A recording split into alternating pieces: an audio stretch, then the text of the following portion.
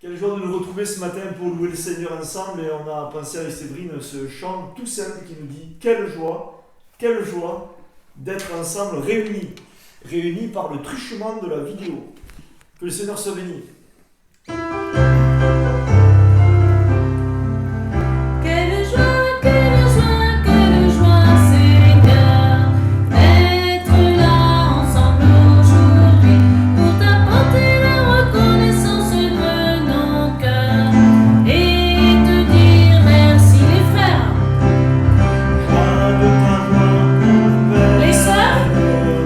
Joie de t'avoir pour amis les frères.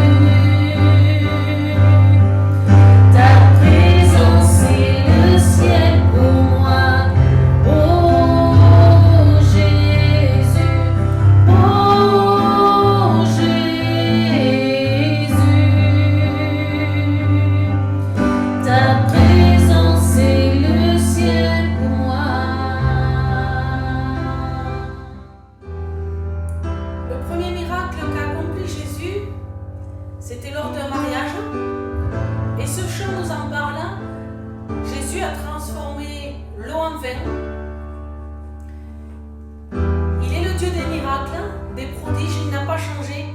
Alors si tu t'attends à un miracle aujourd'hui, il peut le faire. Il suffit simplement de le croire.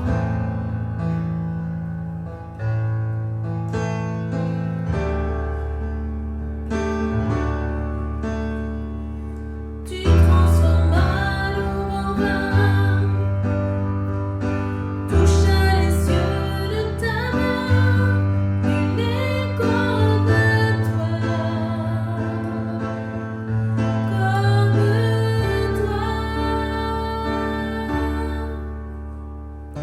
Dans nos ténèbres tu brilles, tu nous redonnes la vie, nul n'est comme toi,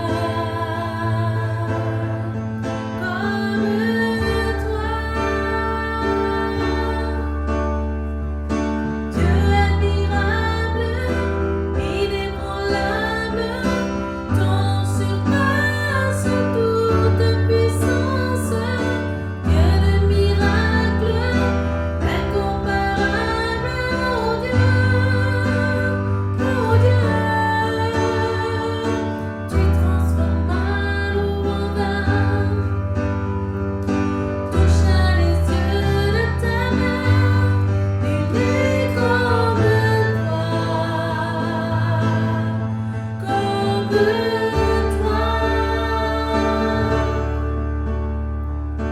Dans nos ténèbres tu brilles, tu nous redonnes la vie, nul n'est comme toi,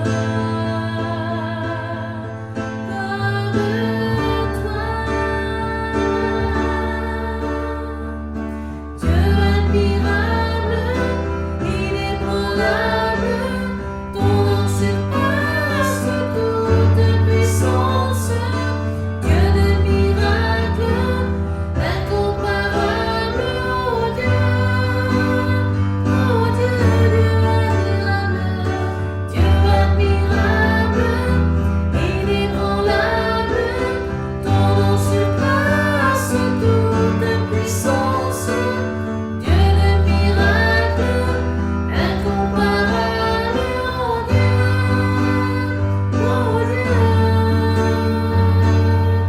Non seulement Dieu est admirable, il est aussi incomparable, mais il est aussi grand, il est tout puissant. Et nous voulons l'élever dans ces moments, lui dire oui, combien tu es grand. Alléluia Jésus, Alléluia Seigneur.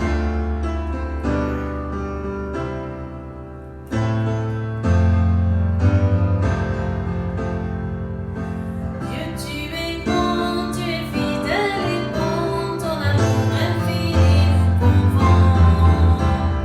Dieu, tu es grand, tu es saint et puissant, guerrier dans nos cœurs maintenant. Dieu, tu es grand et digne de régner. Dieu, tu es grand et digne de gloire. Dieu, tu es grand, j'élève ma voix, j'élève ma voix. Dieu, tu es grand. Dieu, tu es grand. Dieu, tu es grand, tu es fidèle et bon, ton amour infini nous confond. Dieu, tu es grand, tu es saint et puissant, tu es régné dans nos cœurs maintenant. Dieu, tu es grand et digne de régner. Dieu, tu es grand et digne de gloire. Dieu, tu es grand, j'élève ma voix, j'élève ma voix. Dieu, tu es grand. Dieu, tu es grand.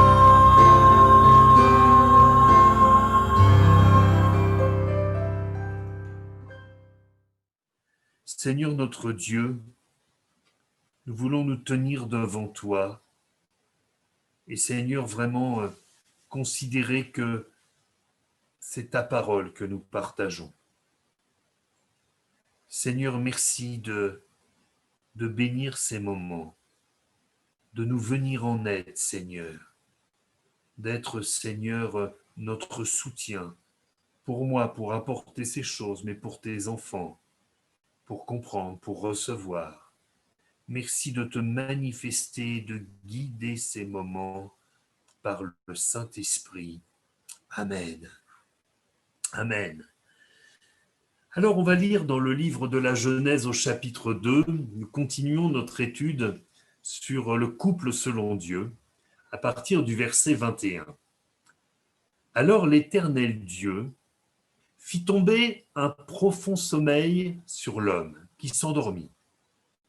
Il prit une de ses côtes et referma la chair à sa place. L'Éternel Dieu forma une femme de la côte qu'il avait prise de l'homme et il l'amena vers l'homme. Et l'homme dit, voici cette fois celle qui est os de mes os et chair de ma chair. Diapo suivante, on l'appellera femme parce qu'elle a été prise de l'homme. C'est pourquoi l'homme quittera son père et sa mère et s'attachera à sa femme et ils deviendront une seule chair. L'homme et sa femme étaient tous deux nus et ils n'en avaient point honte. Dans une première étude, nous avions établi que l'Éternel a créé l'homme et la femme à son image. L'un et l'autre sont à l'image de Dieu. L'un et l'autre s'épanouissent dans la relation que Dieu a établie entre eux, entre l'homme et la femme, et l'un et l'autre doivent s'épanouir également dans leur relation personnelle avec le Seigneur. Nous avons vu que la communication dans le couple est une chose particulièrement importante, mais ça n'est pas une chose naturelle, c'est quelque chose qui se construit, c'est quelque chose qui s'apprend afin que les époux parlent une même langue. C'est-à-dire non seulement avoir les mêmes mots, mais comprendre la même chose derrière les mêmes mots. Nous savons que la langue française a de ces subtilités qui font qu'il n'est pas toujours évident de savoir de quoi on parle. On va dire « j'aime Dieu », « j'aime ma femme » et « j'aime les pâtes ». Nous comprenons bien que si c'est le même mot, pourtant le sens n'est pas le même. Eh bien, les deux époux vont devoir apprendre à parler la même langue et à se comprendre quand ils parlent des choses. Cette égalité dans la création et l'établissement d'une communication efficace dans le couple lui permet, dans l'amour, dans la sincérité, dans la vérité, de se construire de manière équilibrée. Pour que la construction du couple soit équilibrée, il y a une première chose qui est indispensable, c'est d'avoir une vision commune du service de Dieu, et j'ai même envie de dire une vision commune de la relation avec Dieu. Si deux personnes n'ont rien de commun dans leur compréhension de la relation avec Dieu, si deux personnes n'ont rien de commun dans leur envie de servir le Seigneur, j'ai envie de dire, il faut arrêter tout. Il faut arrêter tout tant qu'il est temps. Quand un jeune homme, une jeune fille bien commence à parler en disant, écoute, voilà, peut-être nous allons faire notre vie ensemble, peut-être il y a des sentiments qui naissent entre nous. Si par exemple le jeune homme dit, tu sais, depuis mon enfance, la vision que j'ai dans mon cœur, c'est que je dois servir le Seigneur en mission. Et si la jeune fille est bien dit, moi quand je suis à plus de 3 km de la maison familiale, c'est déjà une catastrophe, là on sent bien que les choses vont devenir difficiles. Il faut qu'ils aient également des sentiments partagés, des sentiments ardents, des sentiments renouvelés. Parce que la plus grande de toutes les choses, c'est l'amour, nous dit la parole de Dieu. Alors si déjà dans un couple, eh bien, il n'y a pas l'amour, c'est quelque chose qui va devenir compliqué. Cette vision et ces sentiments, c'est vraiment le préalable à tout mariage réussi.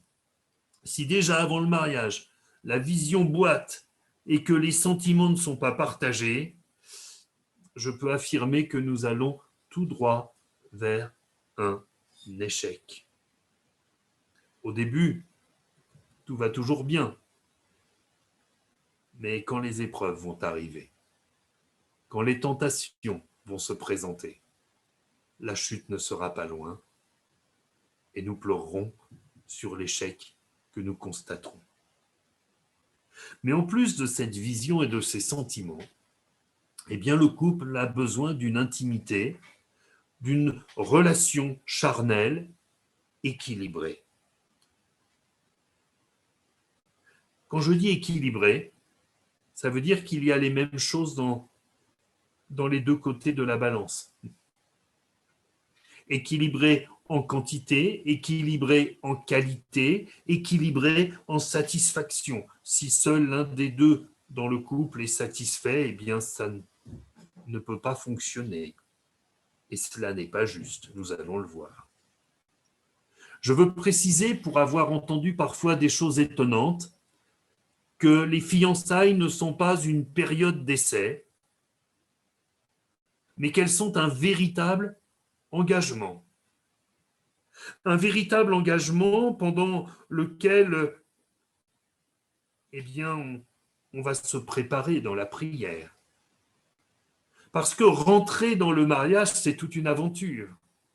On n'y rentre pas, je dirais, on ne part pas faire, je ne sais pas, une randonnée sur l'Everest en short et en basket avec rien dans le sac à dos. Et parfois, le mariage peut être une randonnée sur l'Everest. Alors cela demande de la préparation. Bien sûr, préparation du jour du mariage, mais le jour du mariage, ça n'est qu'une journée. Le mariage n'est pas pour une journée, il est pour la vie. Mais aussi préparation de la vie que l'on va avoir ensuite. Un temps où on peut se tenir devant Dieu, où peut-être on apprend avec le Seigneur la langue de l'autre. On apprend à communiquer, on apprend à se comprendre, on apprend déjà que parfois, il faudra savoir se pardonner. Les fiançailles, c'est également, si c'est un engagement du fiancé envers la fiancée et de la fiancée envers le fiancé, c'est aussi un engagement aux yeux des hommes. Quand un couple annonce ses fiançailles, eh bien l'Église le sait, et l'Église peut prier pour ce couple. C'est aussi un engagement devant Dieu. Ça veut dire qu'on est engagé et qu'on est parti sur le chemin du mariage. Ça ne veut pas dire qu'on tente le coup et que si ça ne marche pas trop, on recommencera avec quelqu'un d'autre. Ça, c'est la mentalité de ce monde. Ça, c'est ce qui fait qu'il y a autant de divorces aujourd'hui. Le seul motif de rupture des fiançailles, eh bien, c'est aussi le seul motif de rupture d'un mariage, c'est l'adultère. Malheureusement, il arrive que pendant des fiançailles, il y ait un adultère. Dans le cadre des fiançailles, Joseph craignait que Marie ait commis une indélicatesse quand il a su qu'elle était enceinte. Et il a sérieusement pensé à la rupture. On peut lire Matthieu chapitre 1er verset 18. Voici de quelle manière arriva la naissance de Jésus-Christ. Marie, sa mère, ayant été fiancée à Joseph, se trouva enceinte par la vertu du Saint-Esprit, avant qu'ils eussent habité ensemble. Joseph, son époux, qui était un homme de bien et qui ne voulait pas la diffamer, se proposa de rompre secrètement avec elle. Diapo suivante. Comme il y pensait, voici un ange du Seigneur lui apparut en songe et dit : Joseph, fils de David, ne crains pas de prendre avec toi Marie ta femme, car l'enfant qu'elle a conçu vient du Saint-Esprit. Elle enfantera un fils, et tu lui donneras le nom de Jésus. C'est lui qui sauvera son peuple de ses péchés. Je note toutefois la bienveillance de Joseph dans cette affaire. Parce que voyant Marie enceinte, il aurait pu faire du scandale, dire mais c'est une honte, cette fille est une traînée, que sais-je encore. Mais on voit les sentiments sincères de Joseph pour Marie, parce qu'il ne voulait pas qu'on pense du mal d'elle, alors il préférait rompre secrètement. Mais revenons à Adam et Ève et à ce que Dieu a voulu pour eux. Dans Genèse chapitre 1er, verset 27, il est écrit ceci: Dieu créa l'homme à son image, il le créa à l'image de Dieu, il créa l'homme et la femme, Dieu les bénit et Dieu leur dit: soyez féconds, multipliez, remplissez la terre et l'assujettissez. Dès leur création, l'homme et la femme sont appelés à avoir une vie intime. Nous connaissons ce texte qui parle du mariage, qu'il dit « ils deviendront une seule chair » et nous comprenons bien, et Paul le reprécise plus tard, qu'il s'agit bien de la manière délicate qu'a Dieu pour parler de l'intimité du couple. Et ici, nous avons également cette indication « soyez féconds, multipliez ». Et il est bien évident que être fécond et se multiplier, ça ne se fait pas en se regardant dans le blanc des yeux.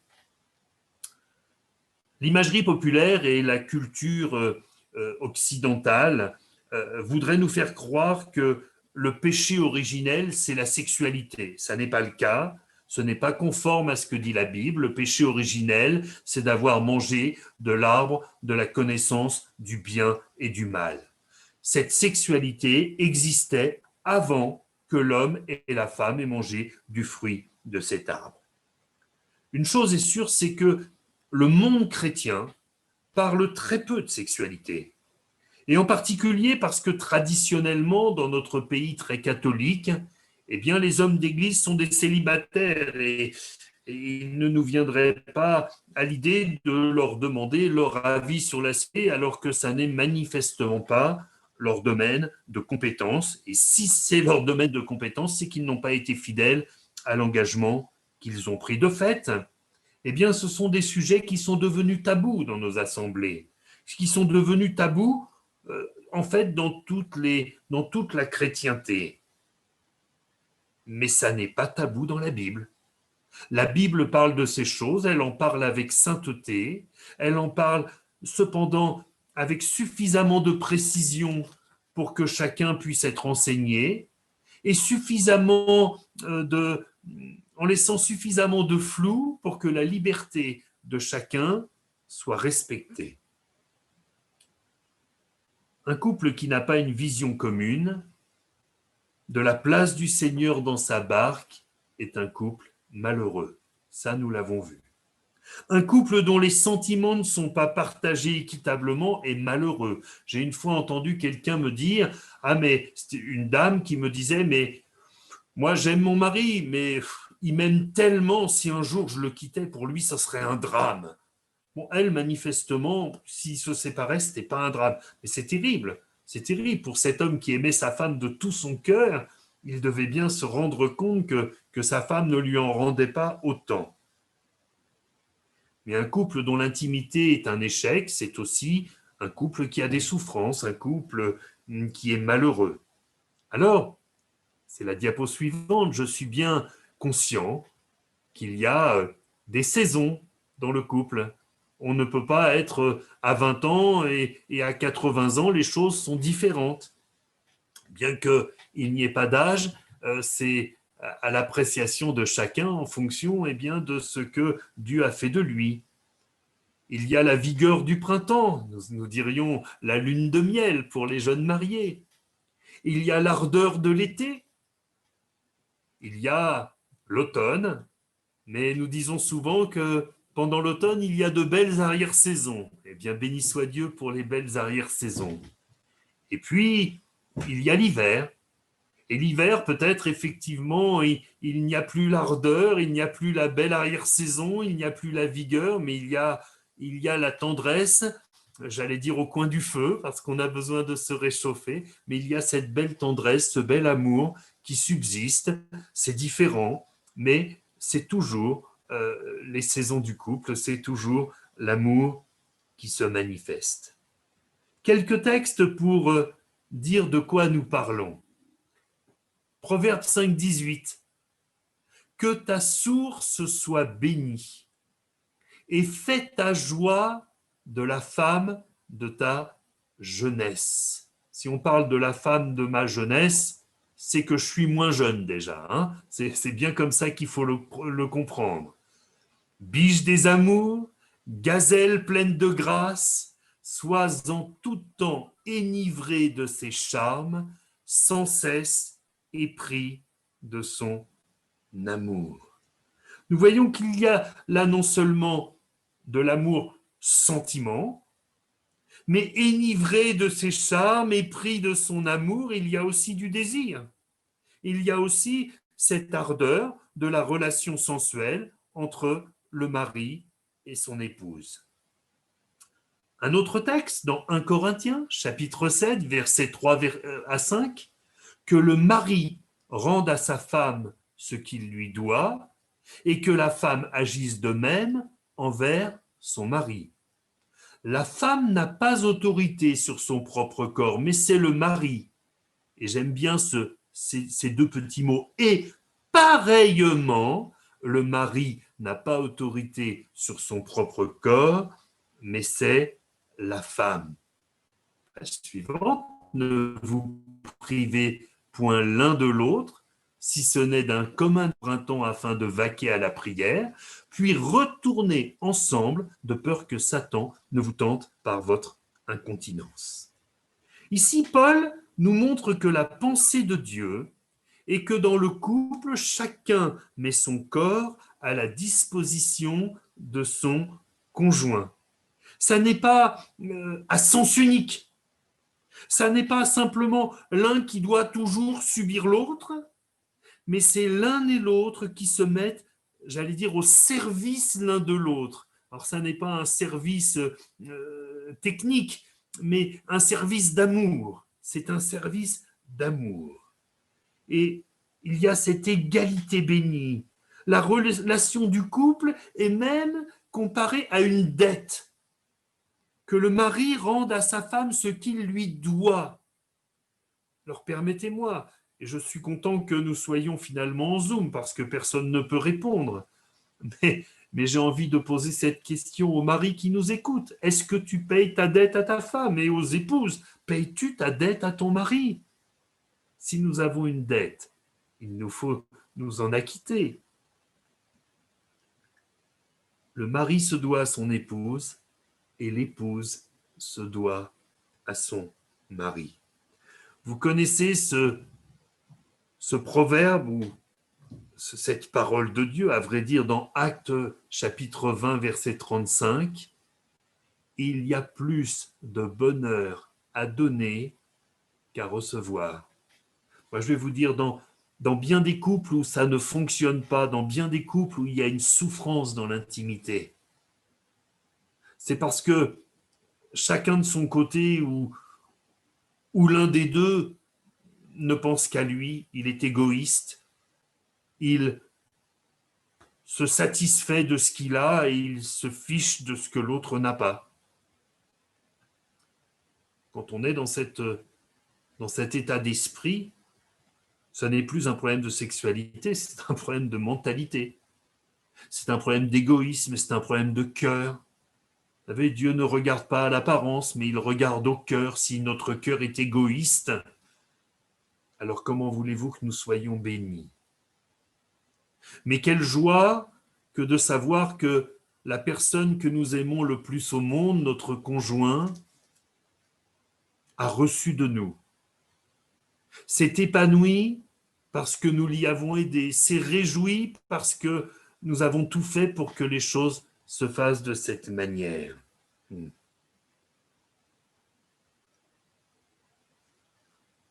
Dois-je être plus précis? Parfois, les relations du couple sont limitées dans leur analyse à leur quantité. Eh bien, peut-être, et ce commentaire ne n'engage que moi, peut-être que pour les hommes, la quantité est suffisante. Je crains que pour les femmes, la qualité soit tout au moins autant importante, sinon beaucoup plus. Et en réalité, pour les hommes qui se soucient de la qualité de la relation avec leur épouse, eh bien, eux aussi, eh bien, reçoivent une satisfaction de cette qualité. Voyez-vous, ce sont des choses que la Bible nous dit de manière discrète, mais elle ne nous les dit pas moins pour autant. J'ai parfois entendu des maris me dire « Ah mais moi, ça va pas du tout parce que mon épouse a beaucoup moins de désir que moi. » Et puis parfois j'ai entendu des épouses dire bah, « Le problème dans notre couple, c'est que je ne reçois jamais rien quand on a des moments d'intimité. Alors moi, c'est juste une corvée. » C'est terrible.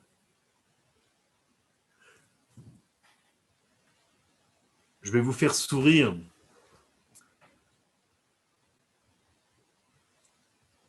Mais voyez-vous, parfois, ça se passe dans des petites manifestations. Une sœur qui, tous les soirs, fait son repassage parce qu'elle se dit comme ça, mon mari va s'endormir et quand j'irai me coucher, il ne me demandera rien. Une fois, j'avais prêché ça et il y avait un frère à la fin du culte qui était venu me voir en me disant « T'as vu, ma chemise est mal repassée. »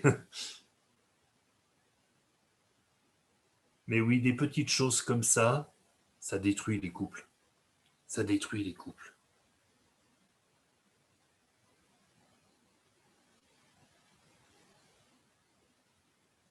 Si l'un des deux a plus d'appétit que l'autre, mais il ne veille pas au bonheur de l'autre, il finit par dégoûter l'autre, par saturer l'autre. Et moralité, aucun des deux n'y trouve son compte. Il y a une expression absolument épouvantable, c'est le devoir conjugal. À mon frère, ma sœur, si partager un moment d'intimité dans ton couple est un devoir, place-toi avec ton conjoint ou ton épouse devant le Seigneur et demande-lui de vous apprendre à vous aimer, à vous aimer. On ne peut pas être heureux quand on subit les choses. Je conclus avec l'épanouissement dont nous parle le Cantique des Cantiques. Là, on voit un couple qui s'épanouit dans son intimité. Alors, j'ai choisi ces 3 versets, mais vous pourrez relire le Cantique des Cantiques en entier et vous verrez qu'il y a là des gens qui n'ont pas de complexe dans leur couple, qui ont beaucoup d'amour l'un pour l'autre et qui s'épanouissent dans leur intimité. Voilà ce que dit Salomon. Tu me ravis le cœur, ma sœur, ma fiancée. Tu me ravis le cœur par l'un de tes regards, par l'un des colliers de ton cou. Que de charme dans ton amour, ma sœur, ma fiancée. Car ton amour vaut mieux que le vin. Et combien tes parfums sont plus suaves que tous les aromates. Tes lèvres distillent le miel, ma fiancée. Il y a sous ta langue du miel et du lait, et l'odeur de tes vêtements est comme l'odeur du Liban. Voyez la volupté amoureuse absolument délicieuse qu'il y a dans ce couple, la sensualité sans aucune grossièreté, sans aucune perversité, mais simplement, eh bien, ils s'aiment et ils s'épanouissent dans leur amour, esprit, âme et corps. Je termine, je voudrais préciser une chose. Ce bonheur-là n'est pas réservé que aux jeunes mariés. Ah, je vous l'ai dit tout à l'heure, il y a des saisons dans le couple, mais l'automne réserve aussi de belles arrière-saisons. C'est la volonté de Dieu que nous nous épanouissions esprit, âme et corps.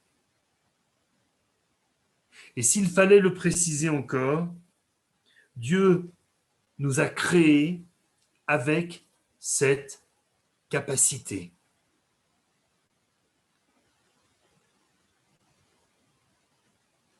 La Bible dit que celui qui sait faire ce qui est bien et qui ne le fait pas commet un péché. Alors je m'adresse peut-être à ceux qui vont se marier en 2021. N'ayez pas peur de l'intimité. Apprenez-la. Parlez-vous, dites-vous les choses.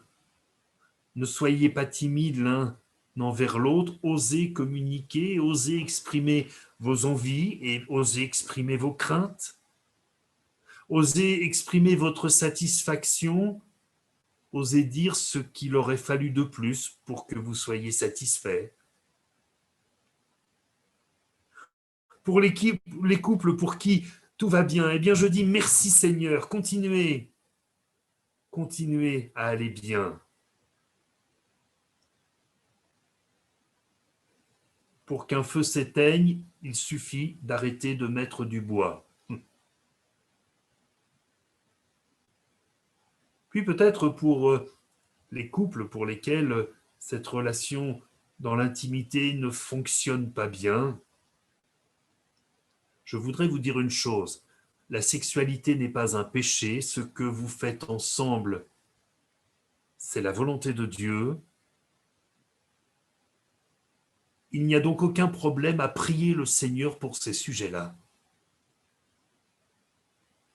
J'ai parfois rencontré des bien-aimés qui n'osaient pas demander de l'aide au Seigneur parce que dans leur intimité, ça ne fonctionnait pas et ils n'osaient pas demander. Ils disaient, ah non, on ne peut pas demander ça à Dieu. Ben non, mais qui nous a créés comme ça? Qui a créé l'être humain mâle et femelle? Qui a donné l'ordre de croître et de multiplier? Qui a demandé de ne pas se priver l'un de l'autre, si ce n'est le Seigneur l'Esprit? Alors nous voulons rentrer dans cette volonté de Dieu.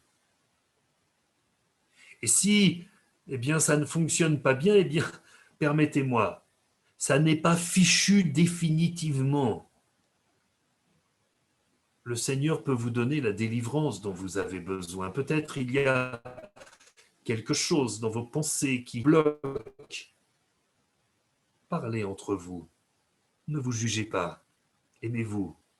Pardonnez-vous. Accompagnez-vous. Priez ensemble.